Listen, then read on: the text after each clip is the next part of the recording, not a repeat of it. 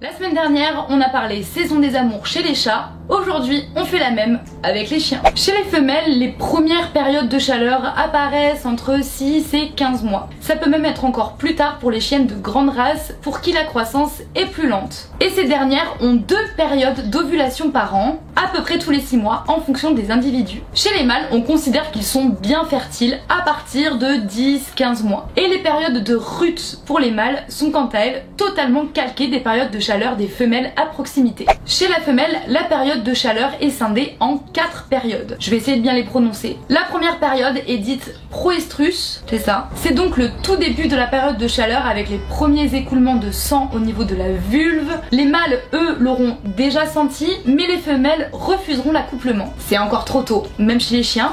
Faut savoir être patient. En général, cette période dure de 7 à 10 jours. La deuxième phase, c'est l'œstrus. Là, on passe aux choses sérieuses. C'est la période d'acceptation du mâle. C'est donc le moment idéal pour la reproduction. Cette période s'étend de 3 à 9 jours environ. La troisième période, c'est le mestœstrus. C'est la période de gestation ou de repos sexuel si la femelle n'est pas gestante. Et elle dure à peu près entre 110 et 140 jours. Et enfin, la quatrième et dernière période, c'est l'amoestrus. C'est tout simplement la période qui précède la nouvelle phase de chaleur. La durée de cette période est variable en fonction des individus. Bien que les signaux soient moins visibles que chez les chats, on peut tout de même remarquer une femelle en chaleur puisqu'elle aura tendance à se lécher souvent, très souvent même la vulve. Vous remarquerez même probablement des petits saignements. Quant aux mâles qui auront senti et repéré la femelle en chaleur, ils auront tendance à rester fixés sur une zone en particulier où la femelle sera passée avant eux, à renifler, à lécher la zone et à marquer dessus de manière très insistante. Certains mâles entiers peuvent devenir fugueurs en période de rut. C'est la raison pour laquelle il est très important de faire attention